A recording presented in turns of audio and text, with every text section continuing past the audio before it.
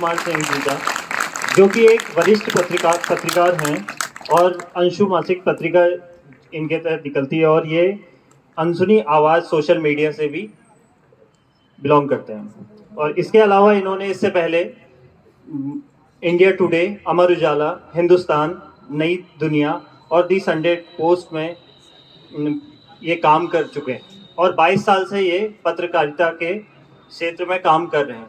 तो आपकी जोरदार तालियों के साथ मैं इनको बुलाना चाहता हूँ। बहुत शुक्रिया। सबसे पहले मैं आपके इंस्टीट्यूट जिस कारण मुझे 19 के असेंबली के चुनाव के बाद इंडिया टुडे छोड़ना पड़ा और मुझे ये पत्रिका जो आप देख रहे हैं प्रेरणा अंशु आपके संस्थान में समय समय पर आती रही है, मासिक पत्रिका, इसका संचालन और स्टूडेंट से संबंधित तमाम सारे जो पहलू होते हैं उन सबको हम समेटने की कोशिश करते हैं। चूँकि पिताजी नहीं रहे और फिर मुझे ये जिम्मेदारी संभालनी पड़ी और फिर मेरे हिस्से ये काम आया कि मैं शहर छोड़ूं, ये होंगे। लेकिन ये जिस किस्म का नाटक है इसमें आग्रह पर वो पिछले 12-15 दिन से रुद्रपुर में ठहरे हुए हैं। हम लोग अपने चैनल और पत्रिका की ओर से हर साल एक थिएटर फेस्टिवल कराते हैं और इस बार जब ये थिएटर फेस्टिवल हमने कराया तो आप भी उसमें अपना नाटक लेकर आए थे, माँ मुझे टैगोर बना दी। मुझे ये नाटक बहुत पसंद आया और फिर मेरे दिमाग में ये ख्याल आया कि बहुत सारे स्टूडेंट्स हैं, टीचर्स हैं जिन तक ये मैसेज पहुंचना चाहिए। कैसे पहुंचेगा, तो मैंने इनसे आग्रह किया, ये रुके हैं और हम लगातार स्कूल कॉलेजेस में जा रहे हैं, इंस्टीट्यूट्स में जा रहे हैं और इस मैसेज को कन्वे कर रहे हैं। माँ मुझे टैगोर बना दे, उन्हें 700 800 स्टूडेंट्स जहाँ पर हैं, छात्र छात्राएं हैं, इंटर कॉलेजों में प्रस्तुति दी है, वहाँ पर भी हमको बहुत अच्छा समर्थन मिला है। तो आपसे कहने की ज़रूरत नहीं है क्योंकि आप सभी बड़े स्टूडेंट्स हैं कि आपस में बातचीत नहीं करेंगे, लेकिन फिर भी उधर से मुझे लगता है कि शायद वॉइस की ओर से ये ऐसा हो सकता है। तो जब ताली बजाने का मन करे ताली बजाइएगा, जब गुदगुदाने का मन करे गुदगुदाइएगा, हंसने की इच्छा करे हंसिएगा। है शर्तिया बात है, मैं आपको इस बात का पूरा भरोसा दिला रहा हूँ कि आप हंसेंगे बहुत और सोचने पे भी आप मजबूर होंगे और अंत में हो सकता है वो भी बाहर आ जाए। तो नाटक है, सारी चीजें संभव हैं।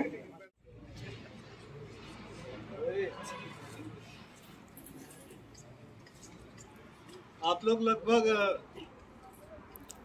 200 के करीब स्टूडेंट हैं यहाँ पे।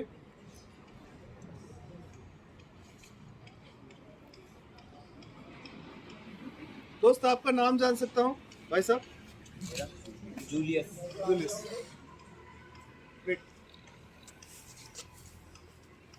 जूलियस, कभी ऐसा हुआ कि आप अपने पिताजी के पास गए और आपने अपने पापा को कहा कि कुछ 2000 रुपये चाहिए, कुछ किताबें खरीदनी है, और आपके पापा ने आपको कहा कि जाकर कहीं काम करो, मजदूरी करो, जो मर्जी करो, मेरे पास मत आओ ये पैसे मांगने के लिए?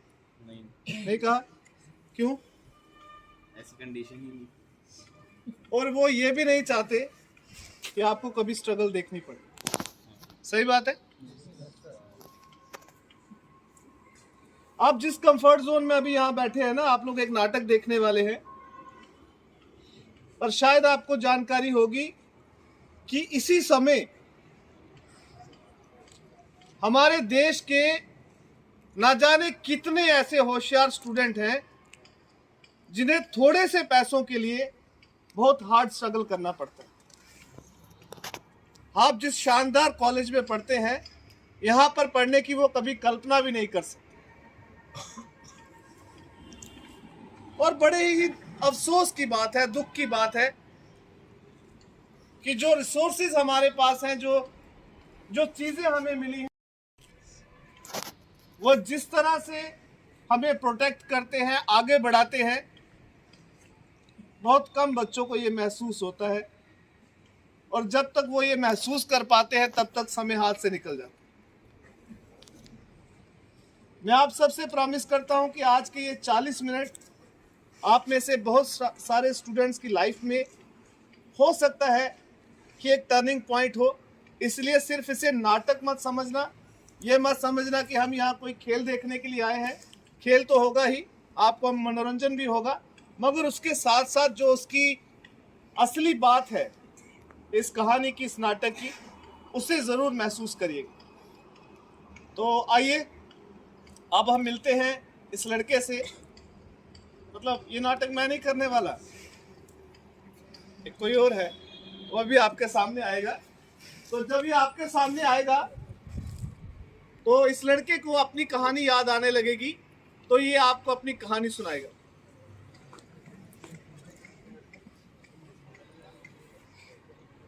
तो आइए मिलते हैं इस लड़के से और सुनते हैं इसकी कहानी। बस एक ही बात की रिक्वेस्ट है, आपको पूरी तरह से आपका मनोरंजन होगा, मगर अगर आप आपस में बातचीत करेंगे तो मैं अपने अभिनय को उसी समय रोक दूंगा। तो लीजिए, प्रस्तुत है माँ मुझे टैगोर बना दे की एक कहानी।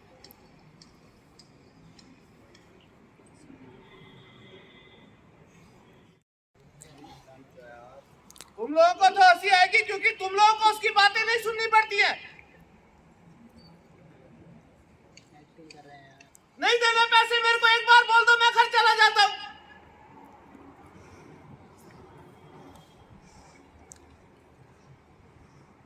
माँ बार बार फोन करके बोल रही है घर पे क्यों नहीं आ रहा, तो माँ को क्या जवाब दूं?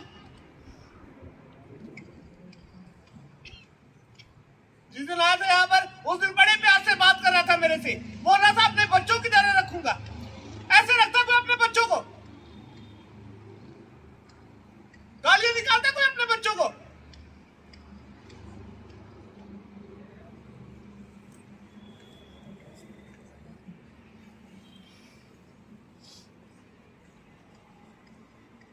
आप लोग मेरे को माफ करना, मेरे को ऐसे चिल्लाना नहीं चाहिए था यहाँ पर जो बात इस ठेकेदार ने मेरे को बोली ना, अगर वो बात आप में से किसी को इसने बोली होती ना, आपको मेरे से भी ज्यादा गुस्सा आता। मेरा घर नहीं है यहाँ पर काम करने के लिए आया था। आपके कॉलेज के आगे जाकर वहां पर एक साइट है, वहां पर काम कर रहा था पिछले 1 महीने से। जिस दिन यहाँ पर आया था उस दिन बोल रहा था एक दिन के 500 रुपए मिलेंगे।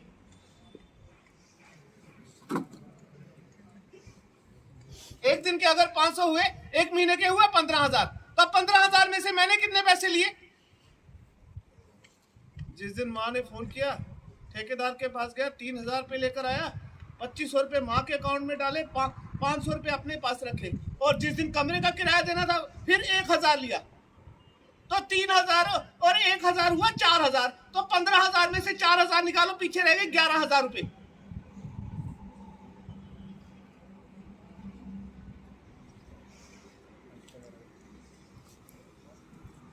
पिछले महीने की 26 तारीख को आया था, 24 तारीख को माँ के साथ हॉस्पिटल में गया था।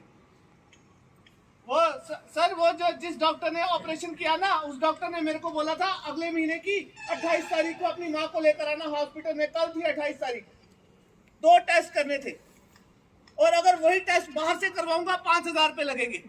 27 तारीख को गया ठेकेदार के पास, 4-5 लोग खड़े थे वहां पर, मैंने कहा पैसे दो मेरे को घर पे जाना है। बोल रहे तेरी माँ बीमार है तो तेरे घर का ठेका थोड़ी ले।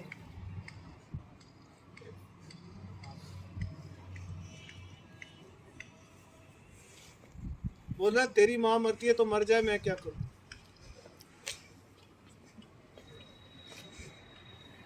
आप लोग बताओ, अगर मेरी माँ को कुछ हुआ तो कोई दूसरी माँ मिलेगी फिर?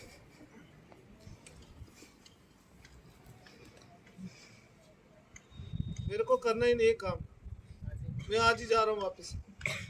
ठेकेदार को बोलूंगा आपने नहीं देने हैं पैसे मत दो।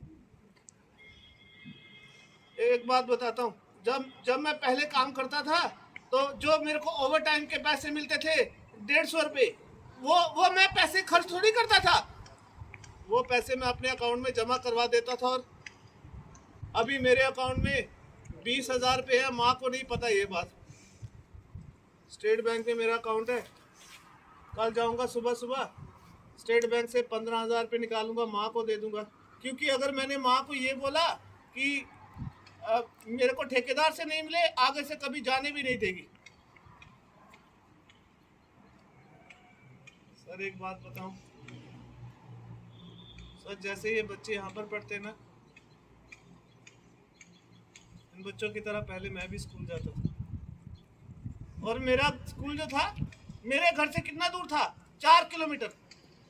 सुबह सुबह पिताजी को बोलता जाकर, मैं बोलता ऑटो में 5 रुपए किराया लगता है तो 10 रुपए दे दिया करो।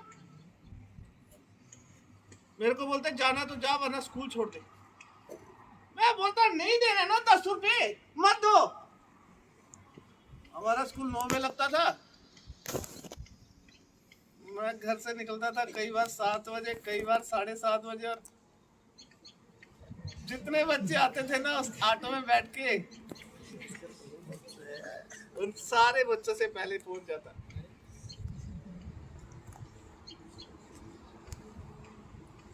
एक मिनट, ऐसा कैसे हो सकता है? उधर एक लड़की के पास बैग पड़ा है, मेरा बैग बिल्कुल ऐसा ही था।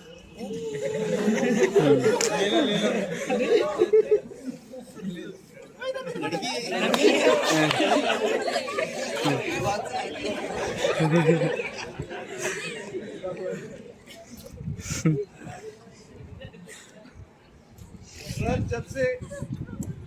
जब से मैंने स्कूल छोड़ा ना सर, जो मेरा बैग है ना वो पीछे वाले कमरे में पड़ा रहता है, और उसके ऊपर एक मिनट हाथ खड़े करना, तेरा बैग है? मैं तो यहाँ काम करने के लिए आया, अभी थोड़ी देर के बाद चला भी जाऊंगा। तेरा बैग मैं एक बार अपने कंधे पे लगा कर देख लो, लगा लो। घबरा क्यों रहा, वापस दे दूंगा। बस एक बार इसको ना, इसके बैग को अपने कंधे पे लगा के देखता हूँ कैसा लगता है। 1 मिनट रुको।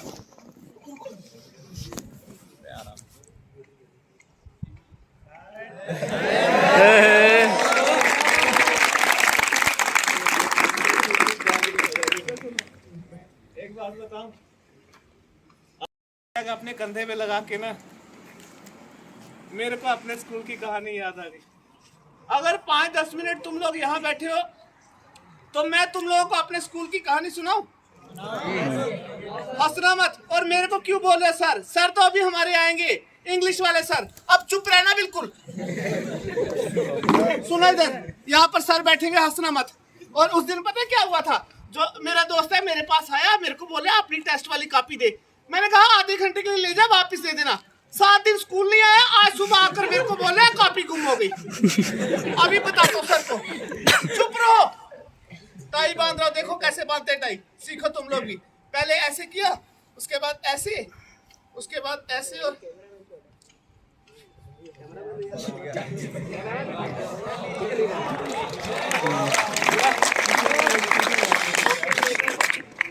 सर आगे चुप रहना, हंसना मत। और तू फोटो खींच रहा है, सर आने वाला साइड पे खड़े होके। अब चुप रहो, हंसो मत। बैठ के कुर्सी पर चुप रहो।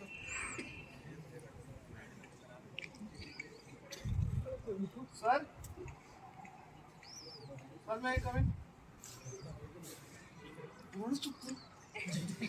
सर एक बात करनी, सर अंदर आओ। सर वो मेरा जो दोस्त है सर मेरे से टेस्ट वाली कॉपी लेकर गया, सर वापस नहीं दे रहा है। सर मैं उसके घर पे भी गया 2 बार। सर मेरे को सुबह बोल रहा था सर को बोल दे कॉपी गुम हो गई।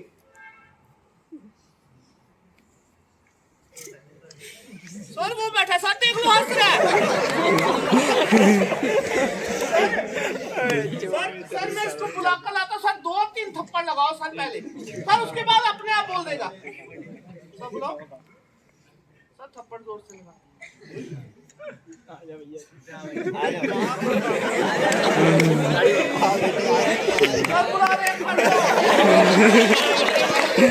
रुक एक मिनट, टाई ठीक कर पहले। और सुन, सर के सामने जाएगा, ऐसे खड़े होना बिल्कुल सीधा, और हंसना मत बिल्कुल भी। पहले मेरे को सर को पूछने दे। सर आगे अरे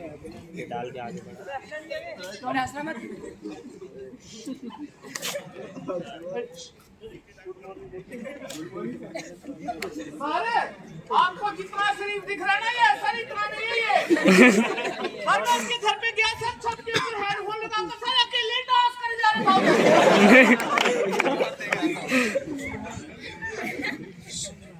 एक काम कर, सर के पास जाके ना बिना स्माइल किए सर को सॉरी बोल दे, सर को बोल दे सर आगे से नहीं करूंगा, और कान पकड़ के बोलना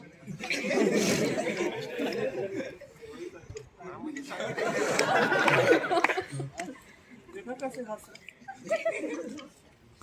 अब देखो सर से कैसे डंडे पड़ते।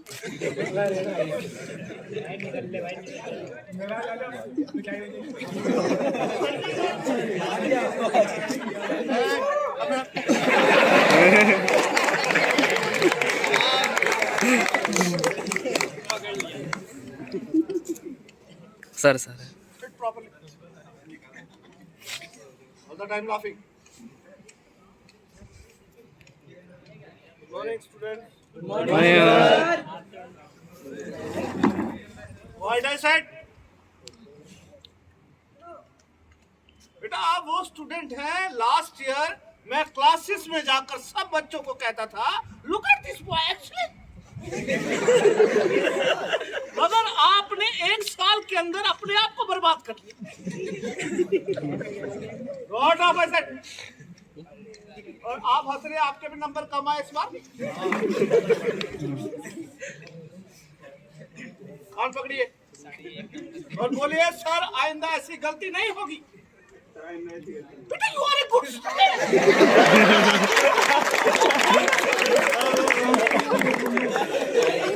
बच्चों हमारे स्कूल में एक स्टूडेंट है जिसने पिछले एक साल में एक भी दिन छुट्टी नहीं की। एक्सीलेंट बॉय, अभी बता रहा हूँ।